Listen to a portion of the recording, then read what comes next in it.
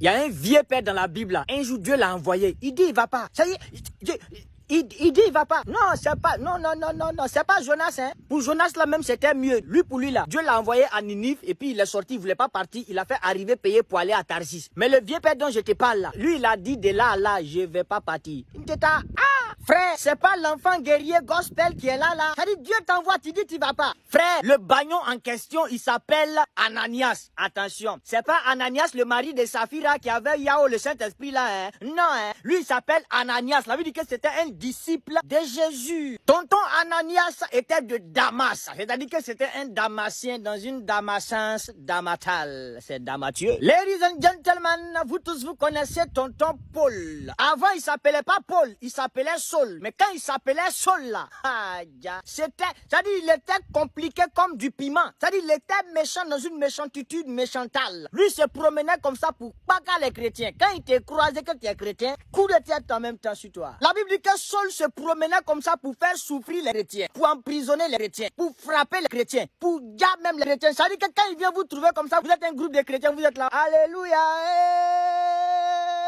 Alléluia. Quand il arrive au milieu de vous comme ça, c'est un vent. Frère, si t'as raté, c'est que c'est bras qui est quitté. Un jour, la Bible dit qu'il est parti prendre des papiers, des documents, des permissions pour aller à Damas, pour aller mélanger tous les chrétiens de Damas. C'est-à-dire que pour aller pas qu'à tous les chrétiens de Damas. Frère, il s'est levé comme ça avec un cortège cortégieux. Ils ont pris la route de Damas et puis ils partaient. Quand ils partaient, t'entends, on va pas ça, on va Borosa, on va Tegesa, on va Nyomosa, on va Vaoua. Tous les chrétiens du monde entier avaient peur de Saul. Les gens avaient plus peur de Saul que de Satan. Satan même c'était un petit. Qui avait peur de Satan? Les gens avaient peur de Saul, frère. C'était compliqué, hein? Saul quoi. C'était la panique totale. Tous les habitants de Damas sont en deuil déjà. Saul n'est même pas encore arrivé là-bas. Et ça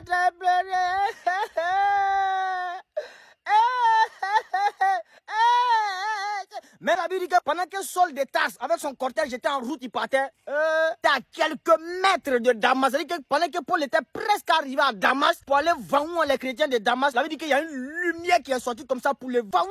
Il est quitté sur son cheval et puis il est tombé. Tu entends, fait que le vendantisseur a été vendantisé. La lumière là, c'était pas un éclair, hein? Non, hein? C'était pas un tonnerre, hein? C'était Jésus. C'est-à-dire que c'était le Seigneur Jésus en personne. Toi, tu es qui? Ça va pas, hein? Y a quoi? Toi, tu te promets pour persécuter mes enfants. Tu es là comme ça. Les enfants, il n'y a même plus cellule de prière. Les gars n'osent même plus sortir évangéliser. Il y a quoi? Trop, c'est trop. Ça va pas? Il y a quoi même? Hein? Là, il dit que le Seigneur Jésus, quand il est sorti sur Paul comme ça, là, Paul est tombé en même temps. Quand Paul est tombé, la voix du Seigneur a retenti dans la lumière là. Saul, Saul, pourquoi me persécutes-tu? Paul est en bas. Quand il est en bas comme ça, c'est Dieu fermé. Hein? Il dit, Seigneur, c'est qui, Seigneur? Je connais pas voir ça là. C'est qui, s'il vous plaît? Je suis Jésus que tu persécutes. Saul, Saul, Saul. D'accord. Il te sera dû de regember parmi les aiguillons. En d'autres termes, ça veut dire Saul. Tu n'as pas dit que quand on te parle, tu comprends pas. Tu n'as pas dit que quand on te parle, ça rentre ici, ça sort ici. Je t'ai dit, faut laisser mes affaires tranquilles. Tu n'as pas compris. Maintenant, Saul qui est en bas là, il dit, Seigneur, mais qu'est-ce que je dois faire? Qu'est-ce que je dois faire? Ça dit que lui, il a terre demandé pardon à Meta. Le Seigneur dit, il faut te lever, tu vas rentrer à Damas. Damas où tu partais pour aller pas qu'à les chrétiens là. Tu vas aller à Damas là-bas. Arrivé à Damas, on te dira ce que tu dois faire. La Bible dit que Paul s'est levé maintenant. Paul, qui était sur son cheval, dans un cortège, en boss, en patron, en gang, pour aller pas qu'à les chrétiens, il n'est plus rentré à dos de cheval, hein. Il est rentré à pied. À pied. Ça dit poussière me mettait sur ses pieds comme ça, on dirait il a creusé puis. Tu vas comprendre? Frère, peu importe qui tu es, tu peux jamais rencontrer Jésus et puis tu vas rester le même. Tu peux jamais rencontrer Jésus et puis tu vas rester le même. Si tu es mauvais, que tu rencontres Jésus, tu vas devenir bon. Si tu es bon, que tu rencontres Jésus, tu vas devenir meilleur. Si tu es excellent, que tu rencontres Jésus, tu vas devenir agréable. Tu peux pas rencontrer Jésus et puis rester le même. Paul était méchant dans une méchantance méchantueuse. Quand il a rencontré Jésus, net, sa méchantitude a pris fin. Direct, la Bible dit qu'il est rentré à Damas. Quand il est arrivé à Damas là, le gars il était aveugle. Il est resté aveugle pendant 3 jours et 3 nuits. Il n'a pas mangé, il n'a pas bu. 3 jours, il voit pas, il mange pas, il boit pas. Et puis il était dans la maison d'un monsieur appelé Simon. C'est pas Pierre, non. Puisque jusque-là, tout le monde entier connaissait Saul comme quelqu'un qui est méchant. Tout le monde se méfiait de lui. À part ceux qui étaient en train de l'accompagner là, personne d'autre ne savait que Paul avait rencontré le Seigneur. Et au même moment, pendant qu'il était dans la maison de ce Simon-là en train de prier, la Bible dit que dans même Damas là, Jésus s'est révélé à un autre disciple appelé Ananias. Et Jésus lui a dit, Ananias, lève-toi, va dans la ville, le quartier appelé la droite là. Demande à retrouver la maison d'un certain Simon. Rentre là-bas. Il y a un gars qui est là-bas, il s'appelle Saul. Actuellement où il est en train de prier là, je lui ai montré en vision qu'il y a un gars qui s'appelle Ananias qui va venir prier pour lui, pour que ses yeux puissent s'ouvrir et pour qu'il puisse être rempli du Saint-Esprit. Donc c'est Ananias que je lui ai montré là, c'est toi. Donc lève-toi, va vers Saul de Tarse pour que la vision que je lui ai montrée là puisse être accomplie, pour que Paul soit délivré totalement.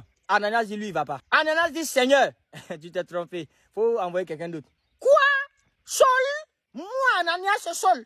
Seigneur, qu'est-ce que je t'ai fait pour que tu veuilles prendre ma vie aussitôt? Je t'ai fait quoi? Seigneur, moi Ananias, c'est Saul. Saul. Seigneur, on dirait toi, non. Seigneur, on dirait tu connais pas. Tu connais pas Saul. Faut prendre tabouret. Donnez tabouret à papa et lui expliquer qui est Saul. Donnez-lui tabouret. Seigneur, il faut que je te dise les choses claires. Parce que si je ne te dis pas comme ça, on dirait que tu comprends pas ce que dans quoi tu veux me mettre. Moi, quand c'est Saul, Seigneur, Saul là, c'est qu'il montre aux humains sur la terre ici. C'est qu'il montre aux chrétiens sur la terre ici. Et je disais que c'est le formateur de Satan qui est là. Et puis moi, tu me dis, il n'est qu'à partir chez lui. Seigneur, si tu m'aimes pas, faut me dire. Si tu m'aimes pas, faut me dire. Ou bien, non. Parce que toi, tu es au ciel là-bas, là. Tu sais pas ce que les gars, ils nous font sur la terre ici. Seigneur, pardon. Voilà. Je vais pas partir de... Et la Bible dit que c'est là maintenant que le Seigneur va faire comprendre à Ananias que le Saul de Tarse que vous aviez connu, le Saul de Tarse qui vous faisait souffrir, moi Jésus, je l'ai rencontré. Et puisque moi je suis plus fort que lui, l'esprit de méchanceté qui était en lui là, moi j'ai envoyé une lumière le chasser. Maintenant c'est ma lumière qui habite en Saul. Lève-toi et va vers lui. Le côté de Saul qui tue les gens là, j'ai désactivé ça. Actuellement où je te parle, Saul de Tarse n'est même plus un danger. Saul de Tarse est devenu un des vôtres. Petit Ananias, lève-toi et puis va faire. Faut pas avoir peur. Moi, je suis amour. Si malgré tout ce que Saul de Tarse a fait, quand je l'ai rencontré, je l'ai pas tué là. C'est pas lui, je vais permettre qu'il tue. Lève-toi et puis va. Saul de Tarse, il est en train de devenir disciple comme vous, allez là. Ouais? C'est vrai que vous ne comprenez pas. C'est vrai que vous ne croyez pas. À cause de l'influence qu'il a. Mais malgré l'influence que Saul de Tarse a, malgré l'influence des influenceurs, il n'y a pas quelqu'un qui est plus influent que moi, Jésus. Je suis influence et influenceur. Lève-toi et puis va. Il n'y a rien en face, mon fils, c'est maïs.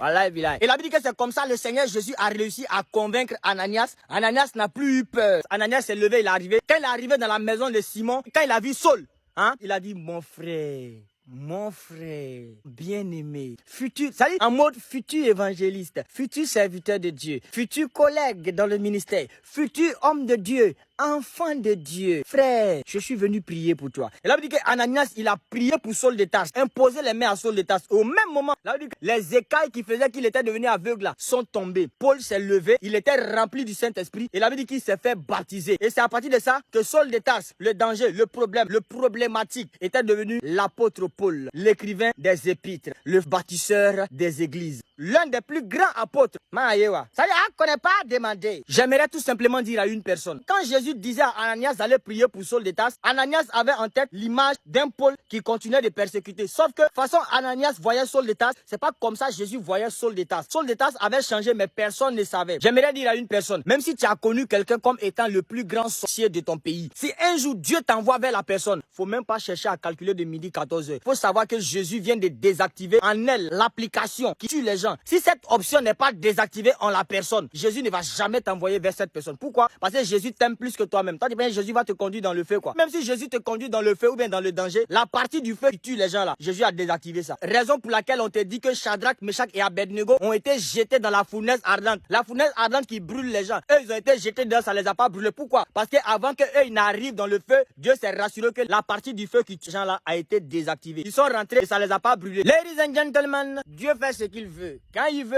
comme il veut, il n'a pas d'explication à donner à quelqu'un. Donc là, quelqu'un peut être sorcier hier. Aujourd'hui, Dieu te dit va prier pour lui. Demain, il devient ton frère en Christ. Il devient même ton collègue. C'est-à-dire qu'il devient celui-là même qui va attraper Bible comme ça et puis toi tu vas évangéliser. Sois prêt. Parce que même ceux qui sont méchants aujourd'hui que tu connais là, Dieu les aime. Dieu ne veut pas qu'ils meurent dans la méchanceté. Dieu veut qu'ils soient sauvés aussi. Raison pour laquelle même le méchant là, Dieu a prévu un jour pour lui où il va rencontrer Jésus. Maintenant, ça dépend de lui. S'il veut changer, il va changer. S'il ne veut pas changer, à bon entendeur, shalom. Jésus revient bientôt.